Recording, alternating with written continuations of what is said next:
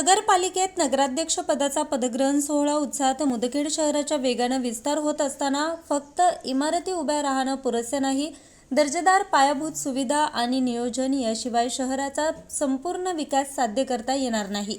शहरात पाणीपुरवठा, रस्ते, वाहतूक व्यवस्थापन, आरोग्य, शिक्षणाच्या सोयी सुविधांबरोबरच स्वच्छता आणि सार्वजनिक सेवेचा दर्जा उंच व्हावा, मुदखेड शहर स्वच्छ, सुरक्षित आणि विकसित व्हावं या उद्देशानं पुढील काळात वाटचाल केल्या जातील।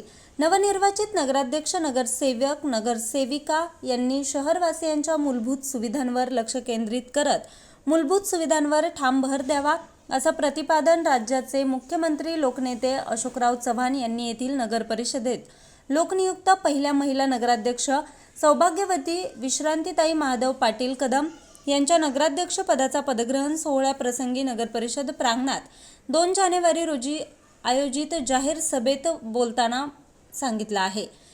यावेळी माजी आमदार अमिताताई चव्हाण भोकर, विधानसभा मतदारसंघाच्या आमदार ॲडव्होकेट श्रीजया चव्हाण, भाऊराव चव्हाण सहकारी साखर कारखान्याचे चेअरमन नरेंद्र चव्हाण, संचालक गोविंदराव शिंदे नागेलीकर, नवनिर्वाचित नगराध्यक्ष विश्रांती पाटील कदम, माजी उपनगराध्यक्ष माधव पाटील कदम, भारतीय जनता पार्टीचे तालुका अध्यक्ष दत्तू देशमुख वाडीकर, शहराध्यक्ष रामसिंग चव्हाण, नगर परिषदेचे प्रभारी मुख्याधिकारी जगदीश दळवी यांची प्रमुख उपस्थिती होती।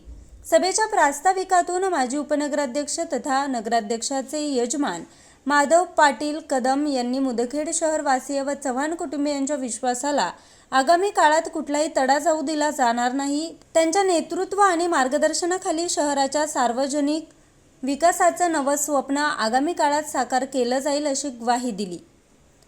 यावेळी मान्यवरांच्या हस्ते नगराध्यक्ष, भारतीय जनता पार्टीचे सर्व नगरसेवक, नगरसेविका यांचा सत्कार करण्यात आला। फटाक्यांच्या आतिषबाजीमध्ये मान्यवरांचं स्वागत करण्यात आलं। कार्यक्रमाचं सूत्रसंचालन पत्रकार संजय कोलते यांनी केलं, तर आभार नगरसेवक तथा भाजपचे नगराध्यक्ष रामसिंग चव्हाण यांनी मानले। न्यूज रिपोर्टर जबार शेख, आज 24 तास, मुदखेड।